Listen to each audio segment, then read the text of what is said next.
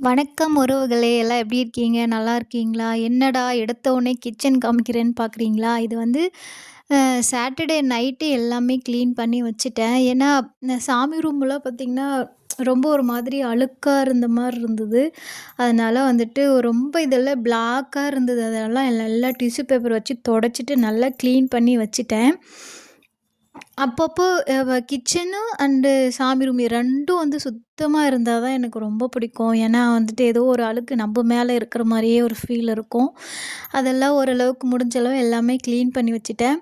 சரி நம்ம first time இதான் ஃபர்ஸ்ட் டைம் நான் வந்துட்டு பச்சரிசி கொஞ்சமா ஊற வச்சிருக்கேன். அதில வந்துட்டு அந்த அவருக்கு பிடிக்கும் இல்லைங்களா? அந்த மாவு. அதனால அது ஊற வச்சு சாட்டர்டே நைட்டே ஊற வச்சு அப்படியே காய வச்சுட்டேன். அதுக்கப்புறம் சாமி ரூமுக்கு கொஞ்சம் திங்ஸ் எல்லாம் தேவைப்பட்டுச்சு. அதெல்லாம் கொஞ்சம் வாங்கிட்டு வந்தாரு. இந்த குட்டி, குட்டி விளக்கெல்லாம் பார்த்தீங்கன்னா, நாங்க செவ்வாய்க்கிழமை வெத்தில தீபம் வந்துட்டு பெங்களூர்ல இருக்கிற ஒசூர் அந்த கோயில்ல முருகர் கோயில்ல வந்து நாங்க வந்து வெத்தில தீபம் போடுறோம். அதனால முன்னாடியே வாங்கிட்டு வந்துட்டாரு. வாங்கிட்டு வந்ததுக்கப்புறம் அதெல்லாம் எடுத்து வச்சுட்டு, அப்புறம் சாம்பிராணிலாம் எடுத்து வச்சுட்டு, அதுக்கப்புறம் வீடெல்லாம் நல்லா கிளீன் பண்ணிட்டேன். கிளீன் பண்ணதுக்கப்புறமா வந்துட்டு முதல்ல வாசப்படி அது வந்து தான் அதுதான் ஃபஸ்ட்டு. கிளீன் பண்ணதுக்கப்புறம் அ அது கோலம் போடுறதே ரொம்ப கஷ்டமா இருக்கு. எந்த கோலம் போடுறதுன்னு தெரியாது. இது அது ஒரு டயலாக் சொல்லுவாங்க பார்த்தீங்களா? அதாவது சமைக்கிறது கூட சமைச்சிடலாம். என்ன சமைக்கணும்னு யோசிக்கிறோம் பார்த்தியா? அதுதான் ரொம்ப கஷ்டம். அந்த மாதிரி யோசிச்சு யோசிச்சு ஒரு வழியா நான் போட்டு முடிச்சுட்டேன். அதுக்கப்புறம் முதல்ல வந்து பார்த்தீங்கன்னா, வாசப்படிக்கு தான் கோலம்லாம் போட்டுட்டு, அப்புறமா புதுசா இப்போ ட்ரை பண்ணேன். பழைய ஒரு விளக்கு வச்சிருந்தேன். அத எடுத்துட்டு இப்போ வெள்ளியில உள்ள இருந்துச்சு. சாமி ரூம்ல இருந்தத எடுத்துட்டு வந்து வெளிய கிளீன் பண்ணி வெளிய வச்சு அத பூஜை பண்ணிட்டுருந்தேன். அதுக்கப்புறம் அந்த வேலை முடிஞ்சதுக்கப்புறம் உள்ள சாமி ரூமுக்கு வந்துட்டேன். சாமி ரூமுக்கு வந்ததுக்கப்புறம் பார்த்தீங்கன்னா, ரொம்ப நாளா வந்துட்டு அந்த தட்டு கீழ டிஷ்யூ பேப்பர் வச்சு மட்டும் தான் போட்டுட்டுருந்தேன். அது வந்து புதுசா இப்போ வந்து பச்சரிசியில வந்துட்டு கொஞ்சம் மஞ்சள், குங்குமம் வச்சு இந்த சிலை இருக்கு பார்த்தீங்களா, அந்த சிலை வந்துட்டு நான் வந்துட்டு முருகருடைய பொறந்த பிறந்த அவதாரம்னு சொல்லுவாங்க. விசாகம். அந்த டைம்ல வந்துட்டு நான் வந்து பெங்களூர் கோயில்ல நான் வாங்குனேன். அது 150 தான். ஆனா எனக்கு ரொம்ப புடிச்சிருந்தது. ஏதாவது வாங்கணும்னு தோணுச்சு. நெறைய போய் கடையில தேடி பார்த்தேன்.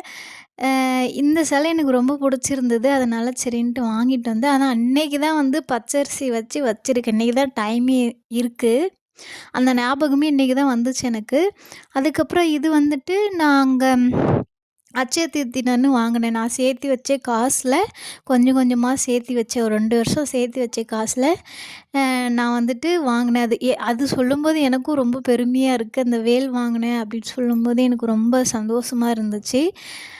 கிட்டத்தட்ட ஒரு 10,000 பக்கம் ஆயிடுச்சு. 2,000 மட்டும் அவர் குடுத்தாரு. மீதி 8,000 வந்துட்டு என்னுடைய காசு கொஞ்சம் கொஞ்சமா சேர்த்து வச்சிருந்த காசு தான். அது வந்து இப்போ டிசைன் பண்ணி அழகா வச்சுட்டேன்.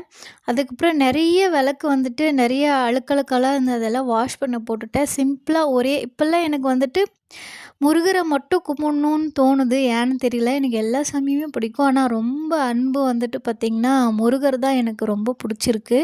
ஏன்னு தெரியல. ஒரு காலத்தில நான் வந்து பெருமாள் சாமிய தான் கும்பிட்டுட்டுருந்தேன்.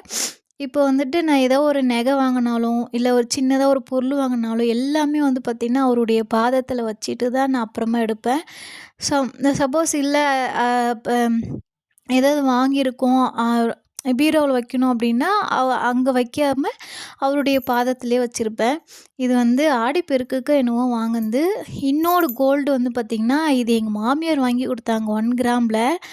அது நான் கன்சீவ் ஆனதுக்கப்புறம் பார்த்தீங்கன்னா, பிச்சிருச்சு 1 கிராமு. 1 மட்டும் போட்டுட்ருக்கேன் தாலியில. இன்னொன்னு அது சாமிக்கு படத்துக்கு கீழயே அப்படியே வச்சுட்டேன். அது தம்பி வயித்துல இருக்க குழந்தை வெளிய வந்ததுக்கப்புறம் தான் நான் வந்துட்டு வேற மாத்திட்டு புதுசா தாலி வந்து ரிமூவ் பண்ணி புதுசா வந்துட்டு அது கோல்டு எடுத்து போடணும். அதுக்கப்புறம் பார்த்தீங்கன்னா, ஒவ்வொன்னா ரசிச்சு, ரசிச்சு, ரசிச்சு பண்ணிட்டுருந்தேன். ஏன்னா, அன்னைக்கு 4 மணிக்கே நான் எந்திரிச்சிட்டேன் ஆடிப்பெருக்குக்கு. 4 மணிக்கு எந்திரிச்சுட்டு வீடெல்லாம் நான் 2 நாளைக்கு முன்னாடி தான் வீடெல்லாம் வழிச்சேன். கிளீன் பண்ணி வழிச்சேன். இருந்தாலும் வந்துட்டு எனக்கு ஏதோ சுத்தமா இருக்கணுன்ற மாரியே மனசுல தோண்டிட்டே இருந்துச்சு. மறுபடியும் இன்னைக்கு காலையில வலிச்சேன். வலிச்சு முடிக்கிறது 5:00 ஆயிடுச்சு. அதுக்கப்புறம் ஒவ்வொரு வெத்தலையா எடுத்து வச்சு, ரொம்ப ரசிச்சு வந்துட்டு சாமி கும்பிட்டுட்டு இருந்தேன். 6 விளக்கு வைக்கலான்னு தான் சொல்லிட்டு நெனச்சிட்டு இருந்தேன். கீழ வந்து முக்கோணம் போட்டு வைக்கலாம் அப்படின்னு சொல்லிட்டு, இந்த டைம் நம்ம டிஃப்ரெண்ட்டா வச்சு கும்பிட்டு பார்ப்போம் அப்படின்னு சொல்லிட்டு, இது வச்சு எப்படி இருந்தாலும் மனசு உண்மையா இருந்தா போதும் முருகருக்கு அதுதானே. 6 விளக்கு வச்சா என்ன, 1 விளக்கு வச்சா என்ன, அவருக்கு உண்மையா இருந்தா போதும். அத மனசுல வச்சுக்கிட்டு தான் நான் வந்துட்டு ஒவ்வொன்னும் ரசிச்சு வச்சுட்டுருந்தேன். அடுத்த வருஷம் இந்த நாள் வந்துட்டு நான் ஒண்ணு கேட்டுட்ருக்கேன் முருகர்கிட்ட. அது கண்டிப்பா அவரு குடுத்துட்டாரு அப்டின்னா, என்னை விட சந்தோஷப்படுறவங்க இந்த உலகத்துல யாருமே கிடையாது.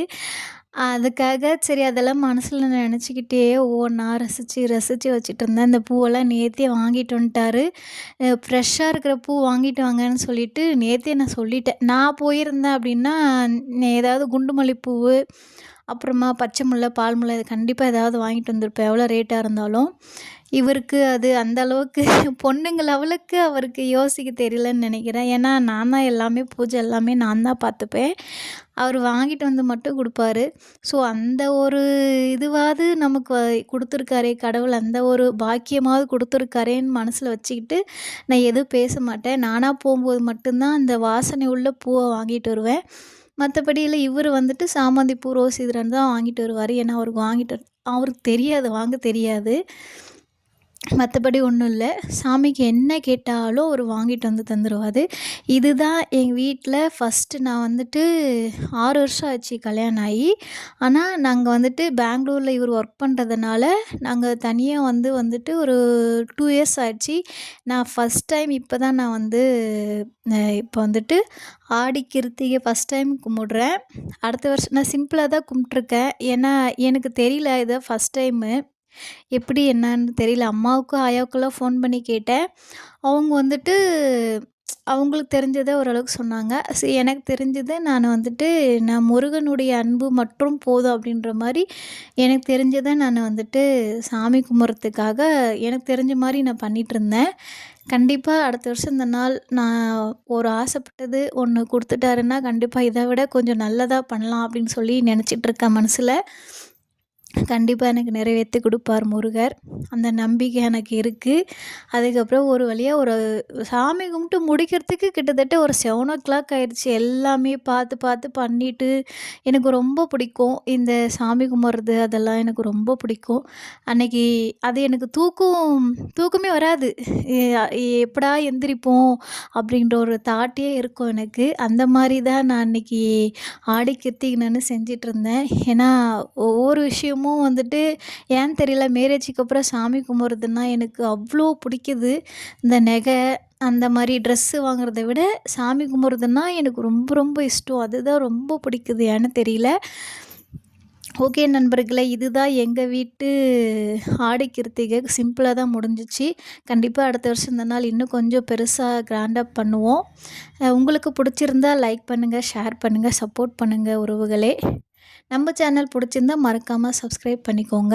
உங்களுக்கு பிடிச்சிருந்துச்சுன்னா நான் ஏதாவது மிஸ்டேக் பண்ணியிருந்தேன்னா, அது அது வந்து கமெண்ட் பாக்ஸில கமெண்ட் பண்ணுங்க. கண்டிப்பா நான் திருத்திக்கிறேன். ஏன்னா எல்லாருக்கும் எல்லா விஷயம் தெரியணும்ல. எ முடிஞ்ச அளவு நான் இது பண்ணியிருக்கேன். இன்னும் பெட்டரா அடுத்த வருஷம் இந்த நாள் பண்ணுவோம். Okay. Tata, bye bye. Thank you so much.